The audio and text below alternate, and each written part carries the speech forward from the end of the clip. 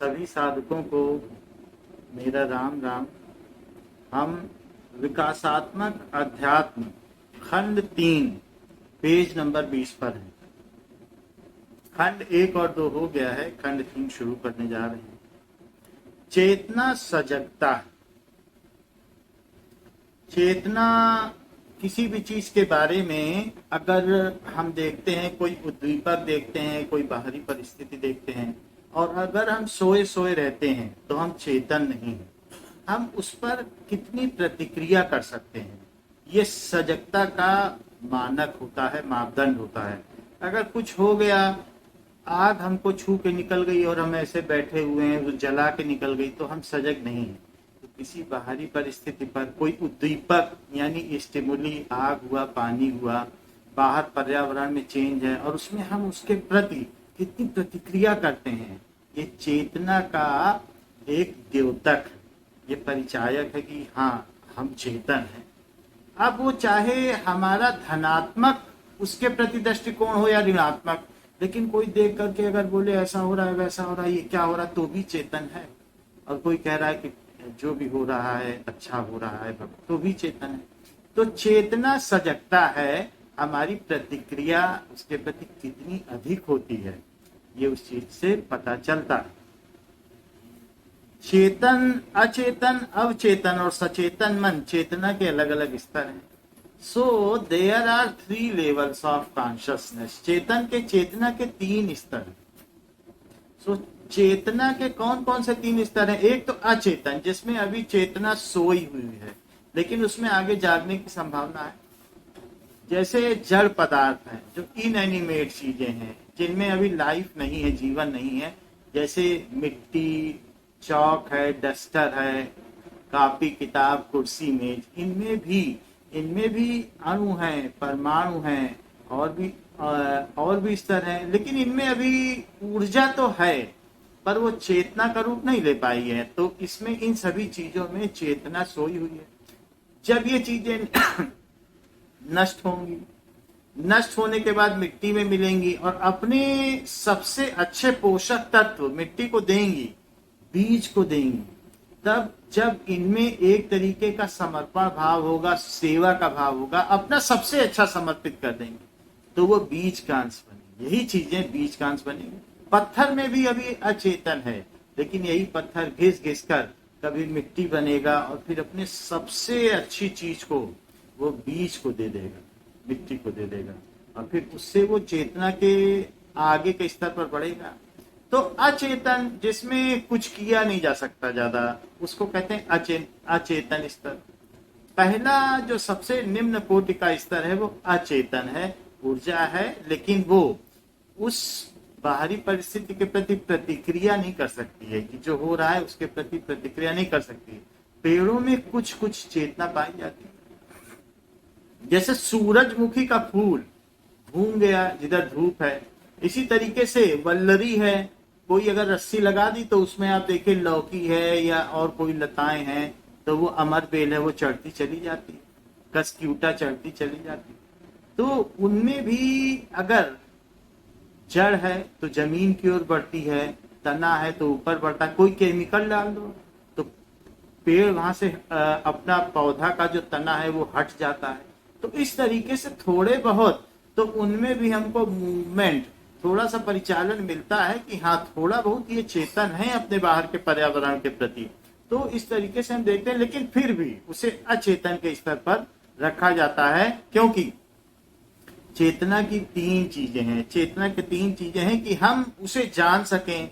तो पेड़ जान तो जाता है कि हाँ, हमारे चारों तरफ एक रासायनिक पदार्थ डाला गया है, हमें इसे बचना है, जान तो जाता है, लेकिन उसमें अभी संकल्प शक्ति का अभाव है कि बचना है। उसमें एक अपने आप ही सहज प्रकार से इस प्रकार का एक हार्मोन का सिस्टम विकसित हो चुका है कि वो उसे बचा ले जाता है। ये भगवान की ओर से विकसित किया गया है। पेड़ में अभी मस्तिष्क तो विकसित हुआ नहीं है कि संकल्प कर सके कि हमें इससे बचना है।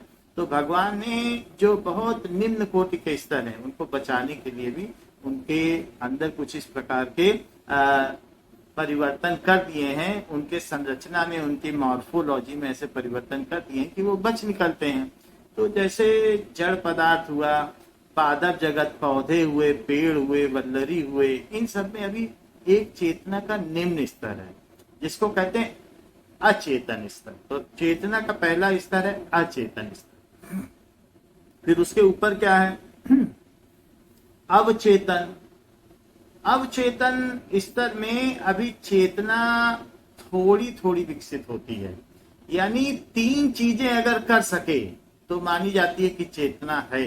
पहला, उसको बाहरी परिस्थिति का संज्ञान हो, कॉग्निशन हो। दूसरा, उसके प्रति अगर संज्ञान हो गया, बाहर कोई उद्दीपक है, परिस्थितियां तो चेंज होती रहती हैं, पर्यावरण तो बदलता रहता है, कभी धूप है कभी छाया है, तो धूप से छाया में आ जाए, तो इधर उधर वो जा सके, अपनी सुरक्षा कर सके, अपने शरीर की सुरक्षा कर सके। तो जो भी जीव प्राणी है उसे पहली बात है संज्ञान होना चाहिए कि हमारे चारों तरफ का पर्यावरण क्या है, तब तो चेतन है। दूसरा, संकल्प होना चाहिए कि हमें इससे बचना है, अगर अनुकूल है तो उसमें रहना है और प्रतिकूल है तो बचना है। इस बात का अंदर से संकल्प हो। फिर जब उस चीज को संकल्प कर ले तो अफेक्शन, यानी उसका एग्जीक्यूशन, यानी अब जब उसने संकल्प कर लिया तो उसे उसका कार्यान्वयन करना है, अब बच के दिखाए। जब ये 3 चीज कोई कर ले तो ये माना जाता है कि चेतना उसमें पूर्ण रूप से अभी प्रतिफलित हो चुकी है, जाग चुकी है। तो अभी जानवरों में अगर हम जाएं, पौधों से ऊंचा जो स्तर पाया जाता है, जो थोड़ा जटिल है, वो जानवर है। जानवर किसी भी चीज के प्रति ज्यादा चेतन है। पेड़ तो हिलडुल भी नहीं सकता, थोड़ा बहुत मूवमेंट कर सकता है, अपने तने को इधर कर ले, पत्तियों को उधर कर ले, इतना कर सकता है, इससे ज्यादा नहीं। इसलिए उसे कहा जाता है अचेतन, सोया हुआ, अभी उसमें कुछ चेतना का कोई स्तर नहीं है। अचेतन से ऊपर का एक स्तर है, उसे कहते हैं अवचेतन। तो अवचेतन, दैट इज नॉन कॉन्शियसनेस, सब consciousness, consciousness and super consciousness, 4 स्तर बताए गए हैं। तो सबसे पहला स्तर क्या है? अचेतन, अवचेतन, चेतन, अतिचेतन। तो अतिचेतन संतों में होता है, देवों में होता है, जो बहुत बड़े बड़े ज्ञानी होते हैं। हम लोग अभी चेतन में, अचेतन, अवचेतन, चेतन, अतिचेतन, नॉन कॉन्शियसनेस, सब consciousness, consciousness and super consciousness. तो ऐसा है। तो अभी जैसे लकड़ी, मेज, कुर्सी, पौधों में अचेतन है, चेतना का कोई स्तर नहीं, वो संकल्प नहीं कर पाते, मन से कुछ विचार नहीं कर पाते हैं।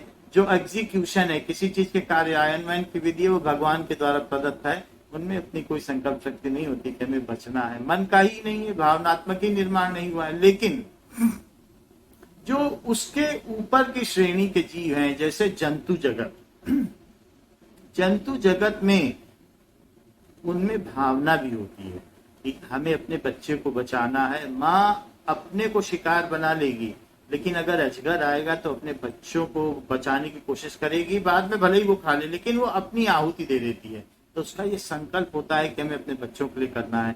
ऐसे ही जो जीव होते हैं, बहुत सारे अपने अपने झुंड में रहते हैं, ग्रुप में रहते हैं, एक दूसरे को बचाने के लिए, अब सुरक्षा के लिए ऐसे करते हैं। और बहुत सारी ऐसी चीजें पाई जाती हैं, भावना के तो बड़े बड़े अंश पाए जाते हैं। आप देखो, कुत्ता है, घोड़ा है, जो ऊंचे के स्तर के जीव हैं, वो अपने मालिक के लिए अपनी जान दे देते हैं। मालिक के नहीं रहने पे कई दिन खाना भी नहीं खाते हैं, और बिना खाए भी मर जाएं, ऐसे भी जीव देखे गए हैं। तो चेतना के ऊंचे स्तर, जैसे जैसे हम जीवों की भी ऊंची श्रेणियां हैं, एक निम्न है और एक ऊंची है। तो जो ऊंची श्रेणियां हैं उनको हम पालतू बना लेते हैं कि इसमें तो चेतना के भावनात्मक स्तर बड़े प्रधान है, ये हमारा पालतू हो सकता है, हमारे साथ रह सकता है। तो हमसे मिलते जुलते जो चेतना के स्तर है वही हमारे पालतू बन सकते हैं, वो हमको समझ सकते हैं, बूझ सकते हैं, और हमारे हिसाब से हम उनसे कम्युनिकेट भी कर सकते हैं, आपस में एक तरीके का संचार कर सकते हैं। तो जो चेतना का दूसरा स्तर है, जिसमें कि वो बाहर के उद्दीपक को, स्टिमुली को, यानी आग को, पानी को, बर्फ को, वातावरण में होने वाले परिवर्तनों को जो समझ सके, उनका कॉग्निशन कर सके, संज्ञान कर सके, उसके प्रति संकल्प कर सके कि ये ऐसी चीज है, अब हमें इससे बचना है। दूसरी चीज है कि संकल्प करना, मन में एक डिटर्मिनेशन होना, और फिर बचने के लिए उसका एफेक्शन यानी एग्जीक्यूशन कर सके, कार्यान्वयन कर सके। ये चीज जंतुओं में, जानवरों में थोड़ी देखने को मिलती है। जानवरों में ये चीज थोड़ी मिल जाती है देखने के लिए।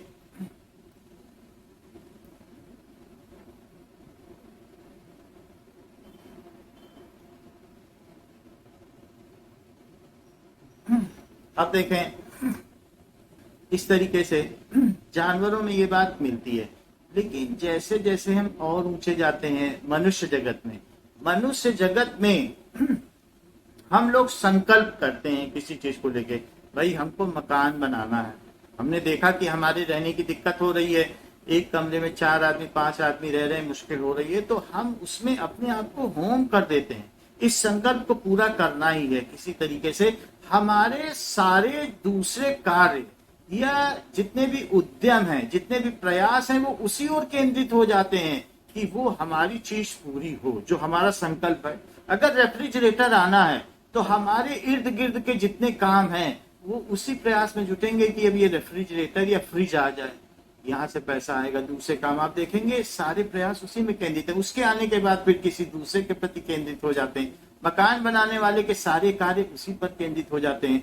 तो हम अलग अलग समय पर अलग अलग उद्दीपकों के लिए अपने कॉग्निशन यानी संज्ञान पैदा करते हैं। ये उद्दीपक है कि ठीक है, हमें अच्छा रहना है, अच्छा खाना है, किसी न किसी चीज को लेके फिर उस पर प्रयास करते हैं, संकल्प करते हैं, और संकल्प करने के बाद उसमें अपनी पूरी शक्ति से, जो ईश्वर के द्वारा हमें दी गई ऊर्जा है, उससे जुड़ जाते हैं और उसका कार्यान्वयन और संपादन भी करते हैं, पूरा कर लेते। लेकिन बड़े बड़े संत हैं, उनके तो संकल्प मात्र से ही उसका संपादन हो जाता है। संकल्प करने की जरूरत है, तो उनके संकल्प इतने ज्यादा शक्तिशाली होते हैं कि वो कार्य फिर प्रकृति उसमें हस्तक्षेप नहीं करती है। उन्होंने सोचा कि ये होना चाहिए, तो संज्ञान में आने के बाद उनका बस संकल्प हुआ ही था कि अंदर से पतली सी भावना उठी थी कि प्रकृति सहयोग दे देती है, क्योंकि वो प्रकृति के साथ समन्वयन में है, एसिमिलेशन में। वो प्रकृति से जुदा नहीं है, प्रकृति का उन्होंने कभी विरोध नहीं किया, प्रकृति में जो हो रहा है वो चल रहा है। लेकिन फिर भी कभी कभी उनमें, जिनमें अति चेतन स्तर होता है संतों में, अगर वो संकल्प कर लेते हैं तो वो संकल्प होते होते उसका साथ ही साथ कार्यान्वयन और संपादन हो जाता है।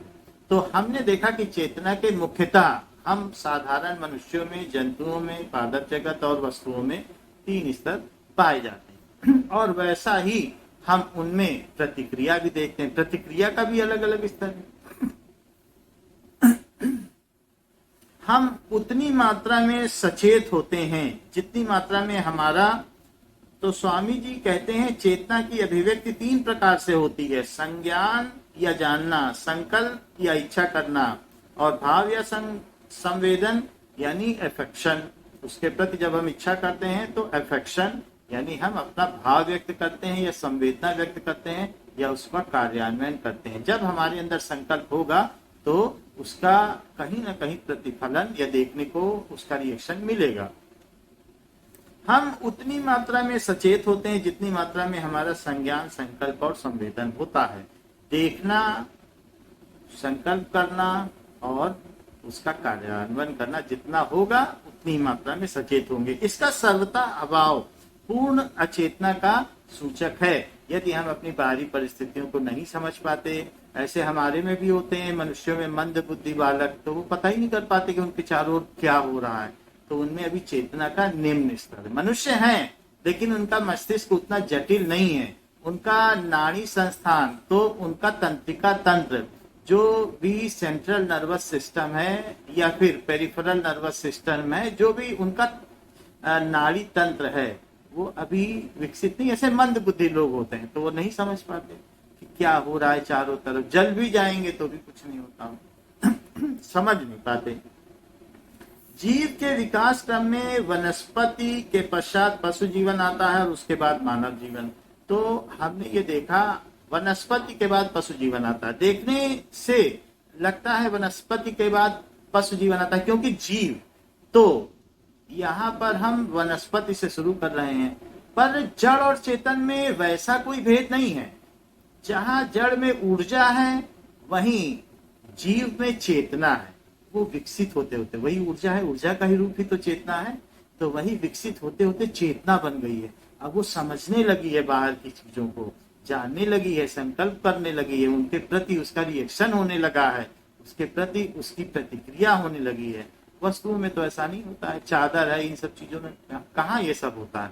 तो देखने में ऐसा लगता है कि जड़ अलग है, चेतन अलग है, ये जीव है, निर्जीव है, ये हमारे बनाई हुई चीजें हैं। प्रभु के लिए तो कण कण में वो व्याप्त है और वो हर एक कण को उसी अंतिम परफेक्शन, तो पूर्णता तक पहुंचाना चाहता है। ये प्रभु का संकल्प है। तो हमने आपको बताया कि किस तरीके से मिट्टी भी है, अपना सबसे श्रेष्ठ दे के ऊंचे जगत में चली जाती, बीज बन जाती, पेड़ बन जाती। वरना मिट्टी के और बनने का क्या है? सेवा, सेवा के द्वारा, समर्पण के द्वारा। तो जो यहाँ पर बताया गया है कि जो व्यष्टि में सेवा है, वही समष्टि में यज्ञ है। समष्टि में यज्ञ हो रहा है, लोग अपने आप को होम कर रहे हैं, हमको पता भी नहीं चल रहा। मिट्टी अपना सबसे अच्छा दे रही है, पेड़ बन गई, पेड़ सबसे अच्छा दे रहा है, फल को दे रहा है, खाओ जानवरों को। तो पेड़ ने अपने सबसे अच्छा यज्ञ कर दिया, ये यज्ञ है। हम तो अपना कुछ लकड़ियां या कुछ ला करके यज्ञ करते हैं, पेड़ ने तो सबसे अच्छा दे दिया। बोला मैंने, ये मेरा सबसे अच्छी चीज है, इसमें सुंदर मीठा है और पोषक तत्व भी है, खा लो इसको। तो जमीन ने यज्ञ किया तो पेड़ बन गई, पेड़ ने यज्ञ किया तो जीव जगत में आ गया, चूहे ने यज्ञ किया तो बिल्ली बन गई। छोटे जानवरों की भी एक आहार श्रृंखला बनी हुई, यज्ञ कर रहे हैं, सब अपने को दे रहे हैं, हमें खा लो, हमें ऊंची श्रेणियों में, विकास की ऊंची श्रेणियों में पहुंचा लो। फिर धीरे धीरे इन्हीं में जब आगे बढ़ते हैं तो यज्ञ के द्वारा फिर ऊंची श्रेणियों में उनमें सेवा का भाव पनपता है, और फिर हम मनुष्य श्रेणी में कई जन्मों के, कई बहुत कालांतर के उपरांत हम इसमें आते हैं। फिर ये भावना हमें स्वतः विकसित होती है कि हमें सेवा करनी है, अपना विकास करना। जीव के विकास क्रम में वनस्पति के पश्चात पशु जीवन आता है और उसके भी बाद मानव जीवन। विकास के संपूर्ण क्रम में व्यवहार अधिकाधिक जटिल होता चला जाता है। कुछ ऐसी चीजें हैं कि व्यवहार अधिकाधिक जटिल होता चला जाता है। आप ये जान लें कि कुत्ते का व्यवहार आप लिख सकते हैं कि ये कुत्ता है, ये इसने इसे देखा और ऐसा होगा, डिस्कवरी में दिखाया जाता है, देखना ऐसा करेगा, ये हैबिटेट है और उसकी इसके प्रति ये रिएक्शन है। अच्छा, मनुष्य के बारे में ऐसा नहीं कह सकते हैं। तो मनुष्य का व्यवहार जितना ऊपर चलते चले गए, जितना हम और जटिलता में चले गए, कॉम्प्लेक्स में चले गए, वहां पता ही नहीं लगता ये मनुष्य दिखने में ऐसा है, करेगा क्या। जबकि छोटे जीवों में, बहुत छोटे छोटे जीवों में, अमीबा में, पैरामीशियम में, या और जो बहुत छोटे छोटे हैं, कुत्ता बिल्ली, इन सब में इनका व्यवहार है, वो उसके अनुसार व्यवहार करते हैं, उससे जुदा व्यवहार नहीं कर सकते, पलटते नहीं है। उनका व्यवहार सरल है, अपने को बचाना है, ये खाना है, ऐसे करना है, वैसे करना है, लिख भी सकते हैं। और सभी सांपों में, सभी चूहों में, सभी बिल्लियों में वही देखने को मिलेगा। लेकिन मनुष्यों में अगर कोई कह दे कि इनके बारे में लिख लो या ऐसा करेगा, तो कोई गारंटी नहीं लेगा, पता नहीं क्या कर दे। तो जैसे जैसे हम जीव श्रेणियों में जटिलतम स्तरों में पहुंचते चले जाते हैं, हमारा व्यवहार और अधिक जटिल होता चला जाता है। व्यवहार की जटिलता के आधार पर पौधों की अपेक्षा पशु और पशुओं की अपेक्षा मनुष्य बढ़े चढ़े हैं। तो हमारा भी व्यवहार, व्यवहार का मतलब है उद्दीपक को देखना, आग को देखना, बर्फ को देखना, उसके प्रति संकल्प करना और फिर उसके प्रति उसका कार्यान्वयन करना। यही व्यवहार है कि हम किसी भी चीज को, अपने पर्यावरण, अपने चारों तरफ का जो हैबिटेट है, वातावरण है, उसके प्रति हम किस तरीके से काम करते हैं, प्रतिक्रिया करते हैं, वो व्यवहार है। तो इनमें आगे बढ़ने पर मनुष्य बड़े चढ़े होते हैं। पशु में तो ये संकल्प भी नहीं होता कि हमें मकान बनाना है, ऐसे रहना है, चुपचाप खा लिया पी लिया, वहीं ठंडे में सो रहा है। मनुष्य में संकल्प है, नहीं नहीं, अब इसका आविष्कार करना है, ये चीज कमी क्यों आ रही है, हमें इसका आविष्कार करना है। वो रात दिन लगा रहेगा। अब वो एडिसन ने 2000 आविष्कार कर लिए, दूसरे साइंटिस्ट भी लगातार आविष्कार कर रहे हैं, क्या जरूरत थी, खा पी लेते, सो लेते, नहीं। तो उसके अंदर उसका व्यवहार जटिल हो गया है। तो जटिल होने का मतलब है जितना है उतने से वो संतुष्ट नहीं है। तभी तो लोग, ग्रीक लोग हैं, अलेक्जेंडर ने और इसके बाद जो वहां तुर्क साम्राज्य है उसने सारे ग्रीक को हटा दिया उनकी जमीन से। वो ग्रीक जंगलों में भेज दिए गए और 2000 वो जो साइंटिस्ट थे उन्होंने जंगलों में भी अपने टेस्ट ट्यूब और परख नली से परीक्षण जारी रखा। और आज भी जो साइंस है, विज्ञान है, उसमें सारा श्रेय ग्रीक को दिया जाता है, उसके वर्ड ग्रीक के हैं। तो फिर क्या जरूरत थी उन्हें ऐसा करने की? जंगल में थे, खाते पीते, अमरूद खा लेते, आम खा लेते। नहीं, तो मनुष्य जितने में है उतने में वो संतुष्ट नहीं है। जब अलेक्जेंडर से उसके मंत्री ने पूछा कि तुम सारी दुनिया जीत लोगे फिर क्या करोगे, तो उसने मंत्री से कहा, खबरदार ऐसा प्रश्न भी मत पूछना, क्योंकि ऐसा प्रश्न सुनने से ही मेरे मन में घबराहट होती है।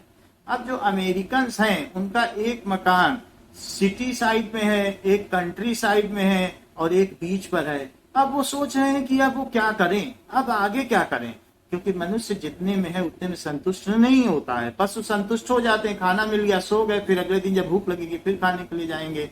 लेकिन मनुष्य में जटिल व्यवहार है, उसके अपनी वो आवश्यकता से अधिक के बारे में सोचता है। जब आवश्यकता से अधिक के बारे में सोचता है तो वहां फिर आत्मा की भी भूख है, फिर वहां प्रसन्नता की भी भूख है, आनंद की भी भूख है। तो जब वो आवश्यकता से अधिक के बारे में सोचता है तब उसकी दर्शन की ओर दौड़ शुरू होती है कि कहाँ ऐसी चीज है कि जो हमें पूर्णता दे सके। संतुष्ट हो जाने में, अगर संतुष्ट हो जाते तब तो ऐसा प्रश्न ही न होता, हमें खा लेते, सो जाते। बट ऐसा नहीं है, हम जटिल हैं। पौधों में चेतना, संज्ञान, संकल्प और संवेदन नाम मात्र का होता है। पशुओं में कुछ अधिक और मनुष्यों में अधिक। मनुष्यों का ज्ञान पशुओं से अधिक होता है। पशुओं की तुलना में उनका संकल्प अधिक विस्तृत होता है। हमारा ज्ञान भी विकसित है, संकल्प भी विकसित है। अगर 2 बक्से रख दिए जाएं और ऊपर केला लटका दिया जाए तो करीब 2 घंटे बाद चिंपांजी को यह ज्ञान आ जाता है कि इस बक्से को केले के नीचे लाना है और इस पे चढ़ना है और तब केला तोड़ना है।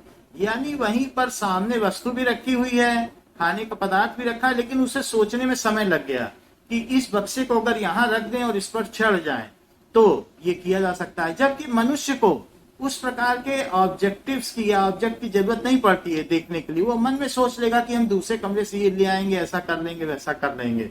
तो हमें साधारणतया जो बच्चे हैं, बच्चों में चीजों की दृश्यता की जरूरत पड़ती है, दिखा दिखा के समझाना पड़ता है। देखो बेटा हम इस पे चढ़ रहे हैं, ऐसे कर रहे हैं। और धीरे धीरे जब वो बढ़ता चला जाता है तो हम मनुष्य स्तर में भी उन सभी योनियों से गुजरते हैं जिनमें हम पहले से कालांतर से लाखों सालों से गुजर चुके हैं। अगर आप 9 महीने के एम्ब्रियोनिक डेवलपमेंट की बात करें, माँ के बल्बियोनिक बैलून में, माँ के गर्भ में जो 9 महीने बच्चा पलता है वो अमीबा, पैरामीशियम, चूहा, बिल्ली, बंदर, छिपकली, सांप सभी अवस्थाओं से गुजरता है। उन्हीं अवस्थाओं में, चाहे वो एक एक दिन के लिए गुजरे, चाहे एक एक घंटे के लिए गुजरे, लेकिन उसका जो एम्ब्रियो, जो उसका भ्रूण डेवलप होता है, माँ के गर्भ में हम लोग भ्रूण थे और वहीं पैदा हुए, तो एक एक दिन, एक एक पल में आप देखोगे और मिलान करोगे तो उन सभी स्तरों से होता हुआ, तो वहां पर हमने सबका विकास देखा, हमने उन सभी का अनुभव प्राप्त किया। एक तरीके से जैसा पिक्चर ना चलती चली जाए कि एक नया सीरियल आता है तो पहले रिकैप दिखाते हैं कि पुराना सीरियल देखो, इसका थोड़ा सा झलक, अब आगे का देखो। तो भगवान कंटिन्यूएशन में करते हैं, ये नहीं कि अचानक मनुष्य श्रेणी में डाल दिया। तो उन सभी योनियों की झलक दिखाते हैं। फिर उसके बाद 9 महीने के बाद जब बच्चा बाहर आता है तब भी, अब जब वो शिशु है तो उसको सिखाना पड़ता है चिंपैंजी की तरह कि ये रखोगे तब वो केला पाओगे, ऐसे करोगे। फिर धीरे धीरे जब वो वयस्क होता चला जाता है तो वयस्क के बाद फिर उसमें पूरी तरीके से मस्तिष्क जटिल हो जाता है, अब उसे सिखाने की जरूरत नहीं पड़ती। तो हम सभी योनियों से होते होते विकास की जितनी योनियां हैं उन सभी की झलक पाते हुए हम आगे बढ़ते चले जाते हैं। मनुष्यों में अधिक चेतना होती है, मनुष्यों का ज्ञान पशुओं से अधिक होता है। पशुओं की तुलना में उसका संकल्प अधिक विस्तृत होता है और इसी प्रकार उसकी संवेदनशीलता भी अधिक होती है। किसी भी चीज के प्रति हमारी संवेदनशीलता बहुत ज्यादा है। जैसे पशुओं में भी है, माँ का बच्चा है, कुतिया का बच्चा मर गया तो थोड़ी देर रोएगी, रोती है बहुत देर तक, फिर लेकिन दूसरे बच्चों के चक्कर में पड़ जाती है। लेकिन हमारे में किसी चीज को लेकर हमारा कोई नियर एंड डियर बहुत आत्मीय जन अगर चला जाए तो हम इतने गहरे में कई बार ले लेते हैं कि अटैक भी आ जाता है, हम उस चीज को बर्दाश्त नहीं कर पाते, वो सदमा हमारे अंदर रह जाता है। हम किसी चीज के प्रति संवेदनशील बहुत है। पशुओं में लड़ाई झगड़ा हुआ तो भूल भी जाते हैं, अगले दिन कहो वही साथ में पानी पीने लगे नदी के किनारे जाके। लेकिन हमारे अंदर किसी चीज के प्रति किसी से अगर द्वेष है, झगड़ा लड़ाई भी हुआ तो भी संवेदना बहुत है। हम किसी चीज को मन के स्तर तक ले जाते हैं, जबकि पशु उसे अपनी सुरक्षा के स्तर तक ही रखता है कि हमें सुरक्षित रहना है। फिर मेल जोल है तो मेल जोल कर लेगा। तो हमारे अंदर संवेदना का स्तर अधिक है क्योंकि हमारा मनोमय कोश ज्यादा विकसित है। तो हमारा कोई कोश ज्यादा विकसित है, उनका प्राणमय कोश विकसित है, सारी ऊर्जा प्राण के स्तर तक केंद्रित है। खाना देखा तो खाना देखते ही खाने के पीछे दौड़ना है, दूसरा आएगा तो उसे मारना भी, खाना खाना है। हमारा प्राण में नहीं, खाना रखा है, अभी तो नाच गाना हो रहा है, नाच गाना देख ले, खाना तो खा लेंगे, हमारा प्राण में नहीं है, हो जाएगा। खाना रखा है, वहां लगा सजा हुआ है, बारात में कोई जा नहीं रहा खाने के पास, हम दौड़ नहीं पड़ते हैं क्योंकि हमें मालूम है हमारा जो ऊर्जा है वो वहां प्राण के केस प्राण में नहीं है केंद्रित, मनोमय स्तर हमारा ऊंचा है तो मन में केंद्रित है, मनोमय स्तर पर थी। देखो बिटिया की शादी है, उसे देखो, तो इस तरीके से मनोमय स्तर तक हमारा है। फिर और किसी किसी का और ऊंचा होता है, वही ऊर्जा उसके बुद्धि यानी उसके लॉजिकल कॉन्शियसनेस तार्किक चेतना तक विकसित हो जाती है। फिर इन दोनों को छोड़ करके वो वहां पर वो दर्शन शास्त्र देखने लगता है, देखो लोग इकट्ठे हुए हैं, समाज का निर्माण, ना खाने पे ध्यान है ना उन चीजों पे, वो कुछ और ही ध्यान कर रहा है। तो हमारा जो चेतना का स्तर है, तो ये बताया गया है कि मनुष्यों का ज्ञान पशुओं से अधिक है और उनका संकल्प अधिक विस्तृत होता है। हमारा संकल्प विस्तृत होता है और हम एग्जीक्यूट करते हैं। मकान बनाना है तो 10 साल लगा दें, लेकिन उस चीज को एक एक चीज देखेंगे। हमारा संकल्प है, उनका खाना खाने तक तो उनका संकल्प है, उससे ज्यादा क्या संकल्प है पशुओं का। लेकिन हमारा संकल्प अधिक विस्तृत है, गहरे में है, इट इज डीपली रूटेड। और इस प्रकार उनमें संवेदनशीलता, किसी भी विषय को लेकर हम बहुत संवेदनशील हैं।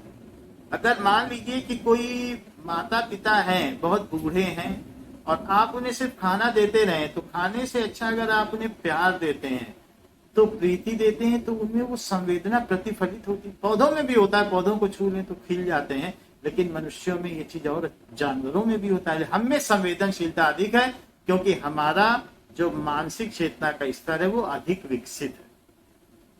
जैसे कि ये ऐसा नहीं है कि अगर संवेदना का स्तर अपने आप विकसित है कि अगर मान लीजिए हम आज चाहें कि हमें भगवान को पाना है या ऐसा करना है, हम सोच रहे हैं कि हम तो मनुष्य हैं, हम पा सकते हैं, लेकिन आप ये देखिए कि भगवान जटिल बनाता जाता है। मनुष्यों में भी कई जटिलताएं हैं। आइंस्टीन में 210 का आईक्यू लेवल था, इंटेलिजेंट कोशेंट जो उनमें था, वो इंटेलिजेंट कोशेंट उनमें 210 का पाया गया, बौद्धिक गुणांक जिसको कहते हैं, और हम लोगों में 150-160 का रहता है। जब उनका मस्तिष्क खोला गया और उसका एनालिसिस किया गया, डाइसेक्शन काट छाट की गई, तो पाया गया अरे इनमें तो दूसरों से 1.5 गुना ज्यादा न्यूरॉन्स नसें हैं। तो आप ये समझिए कि जो ऊंचे ऊंचे संत होते हैं जैसे स्वामी जी, ऐसे इनके संकल्प विकसित नहीं होते हैं, इनका शारीरिक गठन इतना जटिल होता है, उनमें वैसे संकल्प विकसित होते हैं और उन संकल्प के विकसित होने पर वो घर छोड़ पाते हैं। हम आप सोचेंगे कि घर छोड़ जाएंगे, आज बैग की पैकिंग करेंगे, कल निकल नहीं पाएंगे। तो हम देख सकते हैं कि जिन व्यक्तियों का मस्तिष्क, भगवान वैसा शरीर भी देता जाता है, ऐसा नहीं है कि संकल्प अपने आप विकसित हो जाते हैं और जानवरों में विकसित हो जाएंगे। तो जैसे जैसे हमारे शरीर की मॉर्फोलॉजी, शरीर की संरचना, जैसे जैसे शारीरिक गठन, इसकी जटिलता बढ़ती जाती है, वैसे वैसे हमारी चेतना के स्तर और उच्च और उच्च और उच्च होते चले जाते हैं। तो हम और जटिल हैं। अगर हम ये देखें तो स्वामी जी के शरीर की जटिलता हमारे शरीर की जटिलता से ज्यादा ऊंची होगी, इसलिए उनके संकल्प हमसे ऊंचे हैं, उनके चेतना के स्तर अति चेतन है।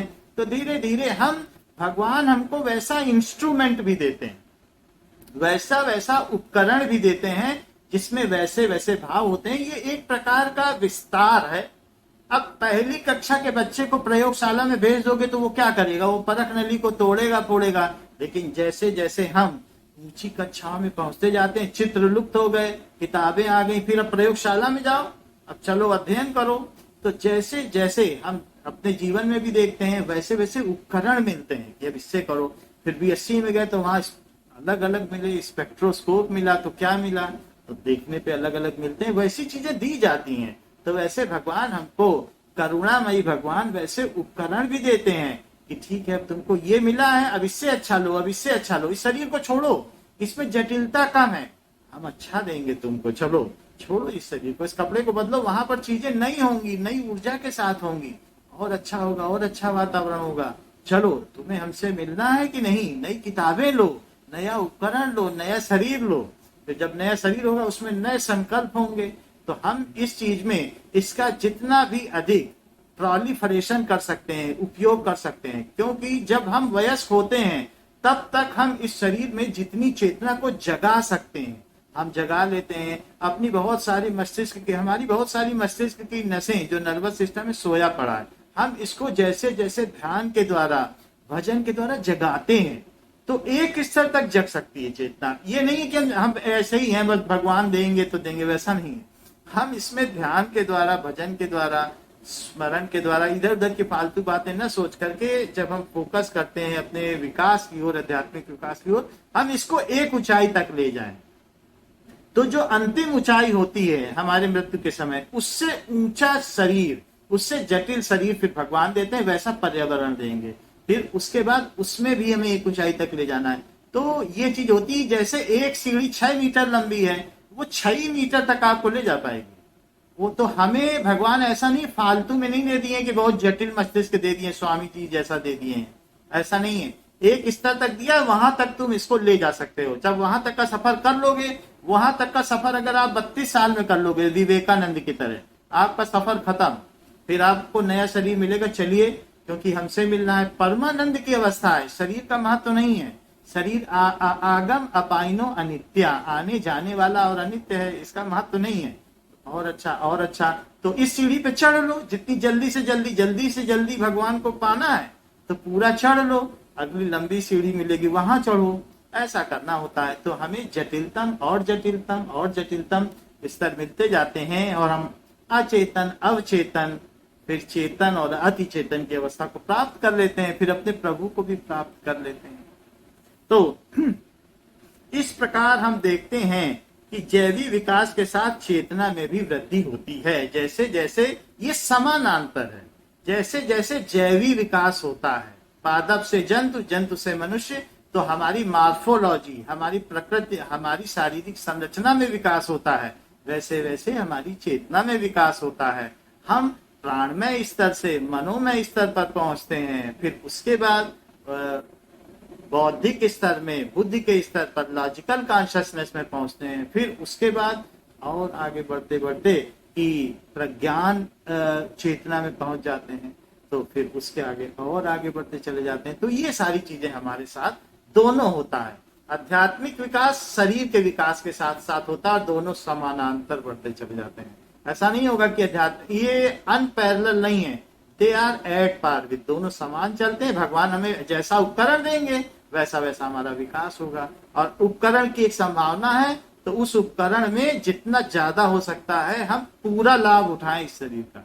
ऐसा न करें कि वेस्ट न कर दें कि 90 साल हो गया और हम लाभ ही नहीं उठा पाए, सीढ़ी इतनी लंबी थी और चढ़े 4 कदम, ऐसा नहीं करना है। उस शरीर को पूरा लाभ उठाना है, फिर अगला मिलेगा उसमें चढ़ते चले जाएंगे। और विकास जो है मजे मजे में, आनंद में पूरा होता चला जाएगा। कोई उसके लिए सोचना समझना नहीं कि हाय विकास नहीं हो रहा, चढ़ते चले जाओ। हमें भगवान की कृपा मिली, इतने अच्छे गुरु मिले हैं, जितनी पूरी सीढ़ी अंतिम पादान तक चढ़ो, ऐसा करना। श्री राम।